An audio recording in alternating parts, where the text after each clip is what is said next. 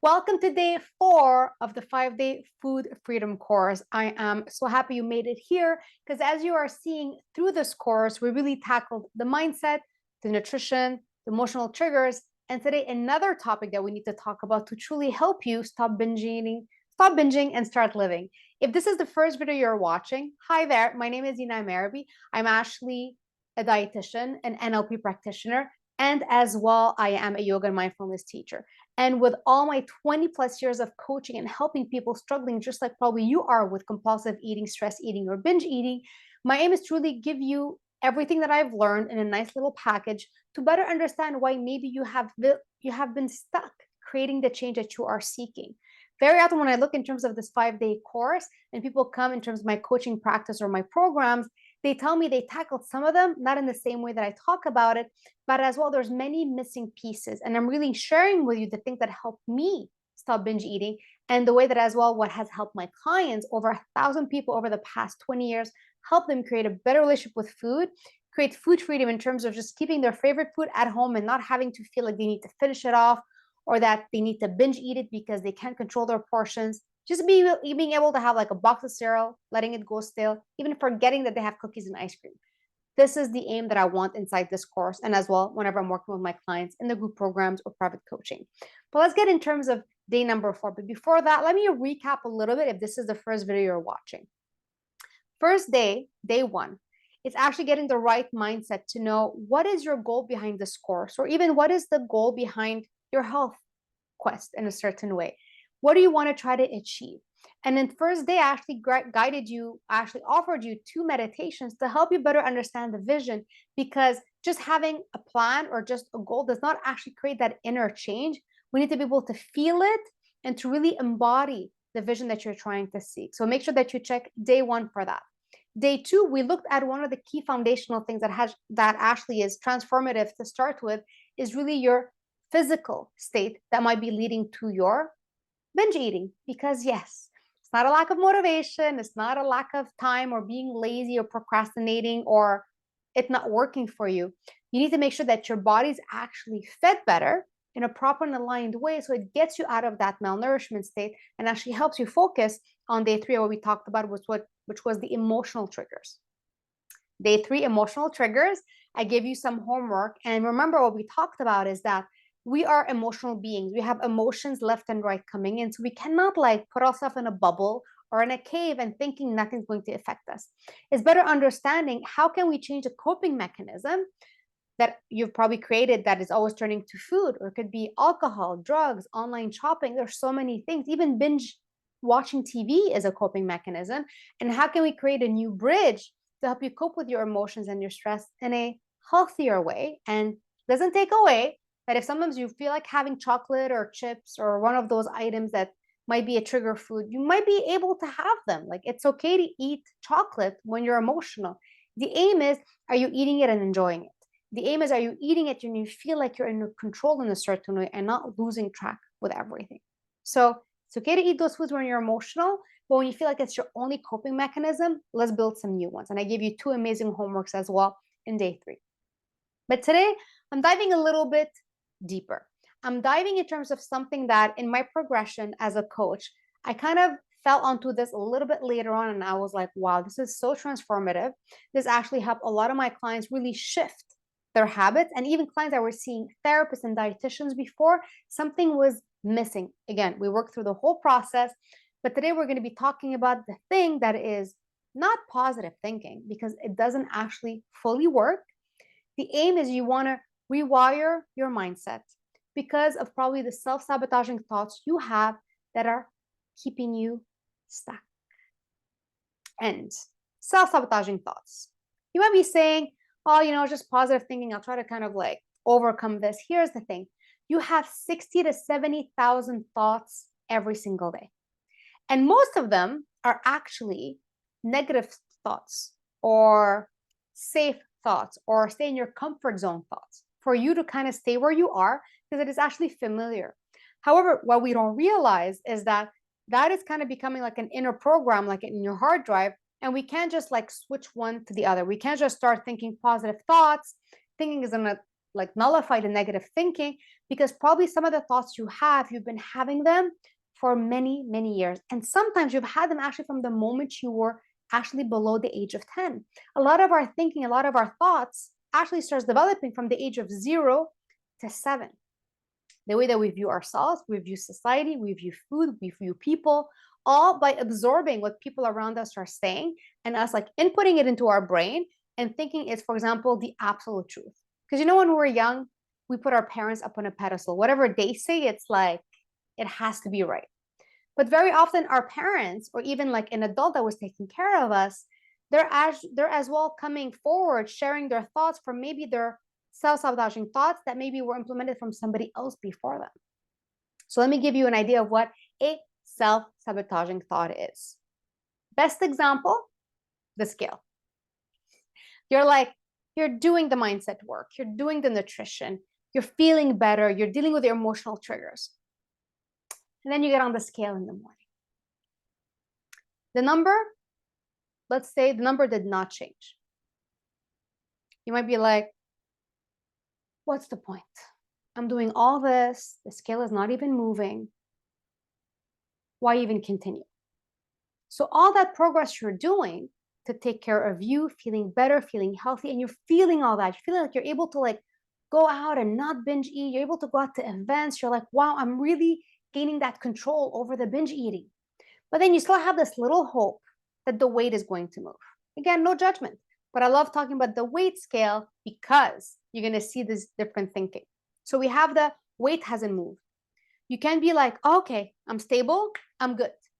But very often we go to the other way of, why am I doing this? Nothing is working. Is it even worth it? It's taking so much time. It's exhausting. You go into this negative thinking. And what happens when we get into in terms of this negative thinking, we get off our plan. We get off our track. We forget that we're feeling better, feeling more energized, not being famished hungry. The cravings have gone down. The binge eating has gone down. We forget all these positive things that we've been creating.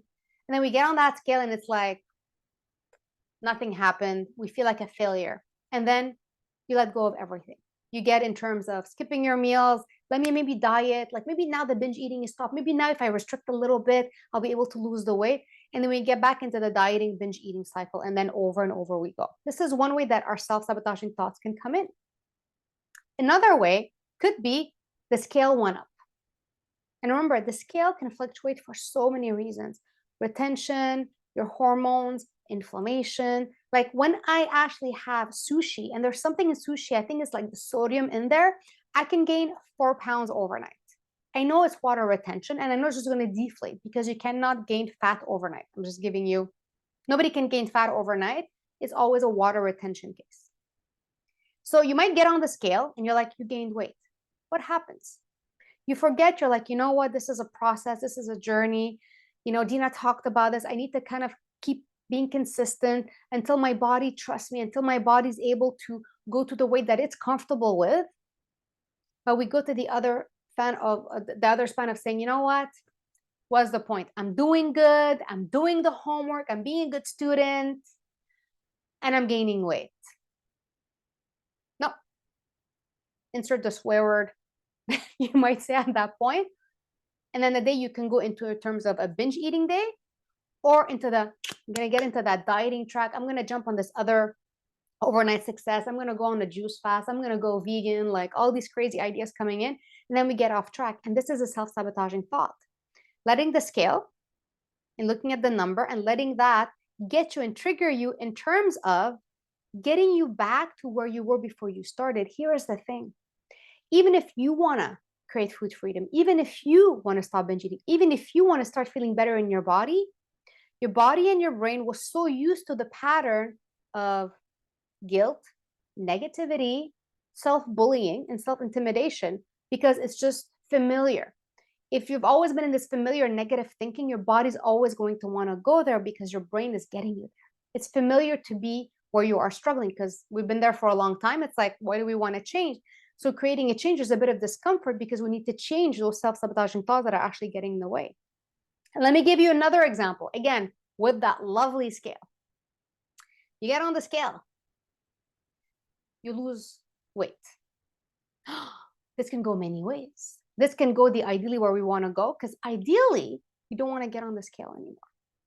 Because this is something we're going to be talking in terms of day 5. It's a trigger.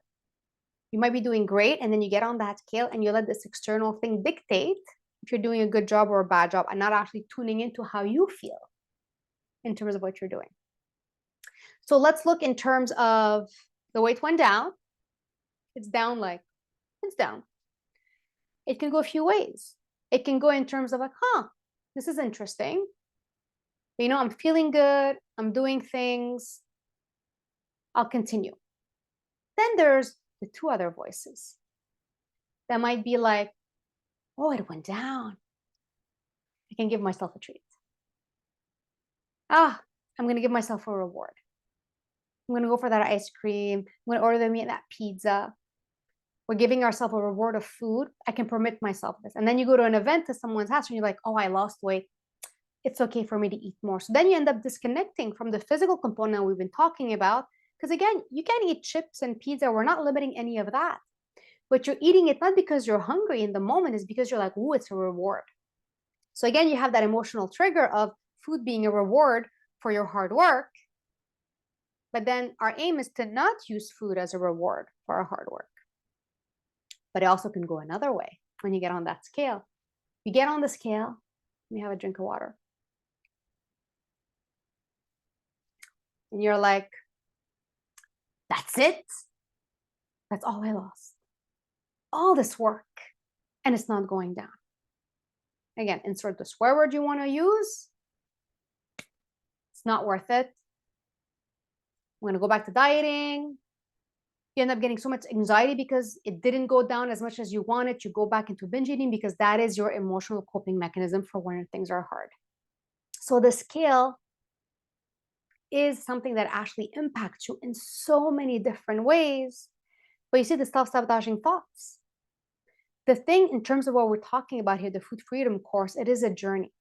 It's not in 7 days, you're done. In 2 weeks, you're done. In 3 months, that's it, it's gone. If I look in terms of my journey with binge eating, there's always a learning curve happening. I would like create change, and then, there's like something that happening. I was like, wow, okay, I'm going back to the food or like reacting to the trigger. I have something to learn and grow. I have something to learn and grow. And it's a journey. It's always a work in progress.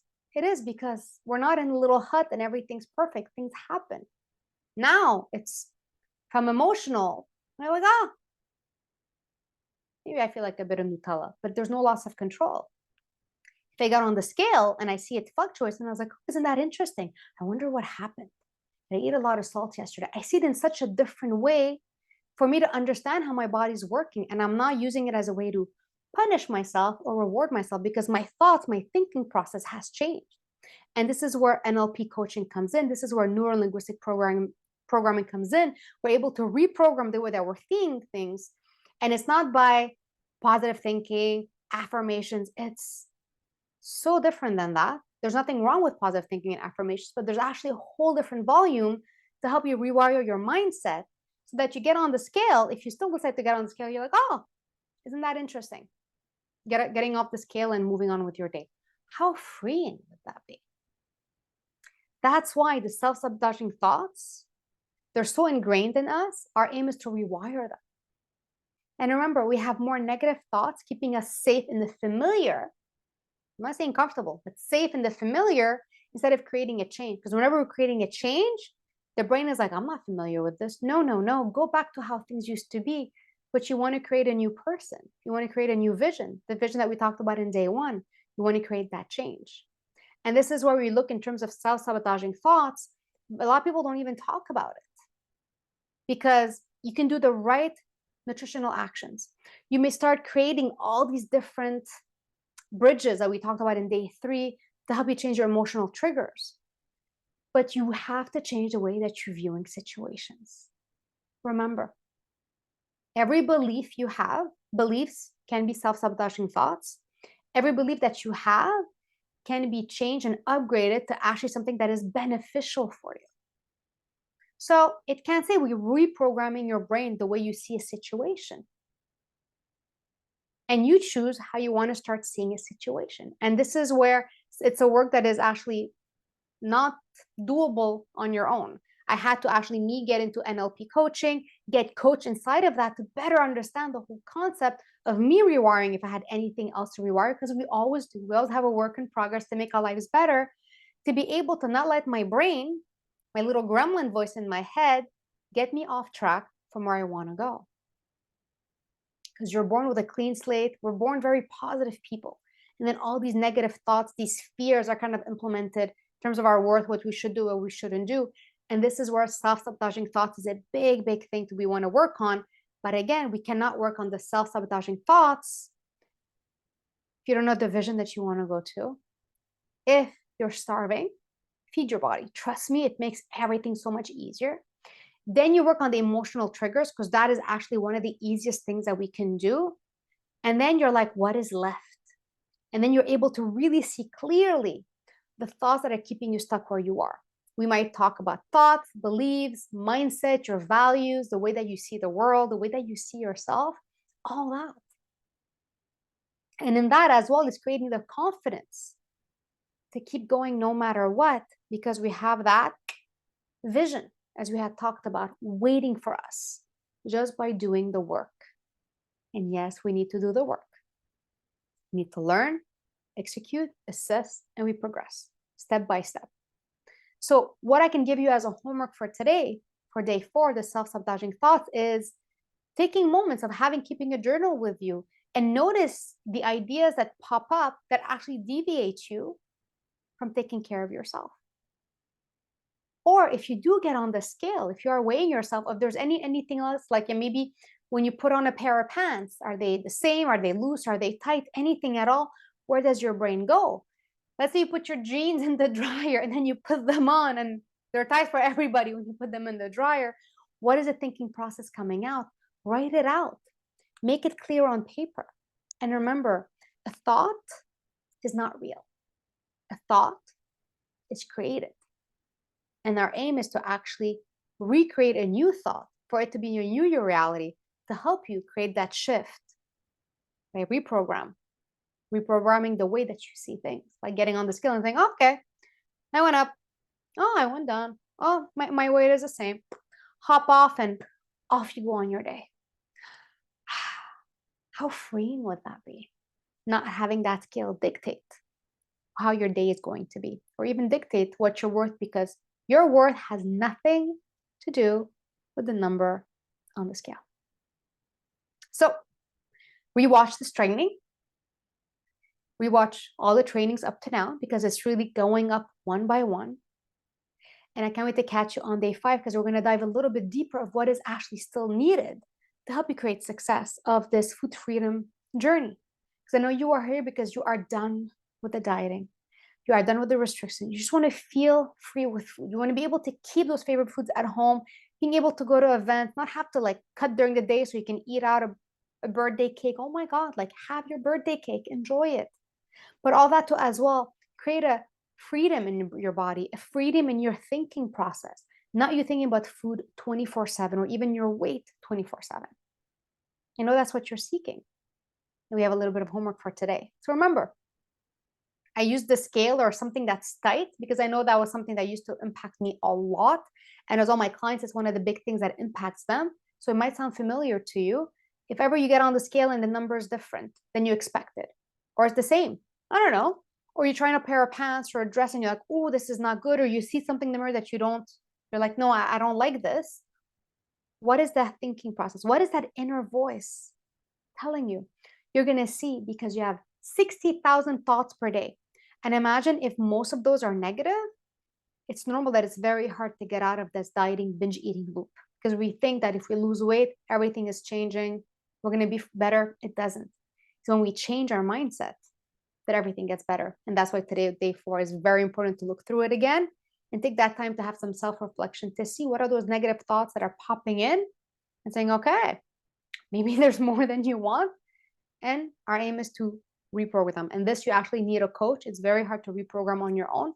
If that's something that you're curious about, just message me and I'll see if you want to grab my course or even private coaching for that.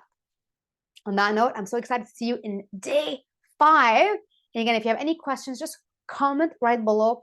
As well, before I let you go, if you know anybody that would benefit from this, please share this. I'm really trying to gain exposure. I really want to help people. I want people to know that there's a way out and not thinking that they're never going to be able to create food freedom. Yes, there's different steps, but it helps you see it's not just one thing. It's not only like one size fits all. There's many little pieces, but when you work on all of them, it creates an amazing momentum, an amazing snowball effect that everything gets upgraded and you're able to have a life, stop binge eating, and start living. On that note, my name is Dina Merhbi, and I wish you a beautiful and a balanced day, and I'll catch you in the next training.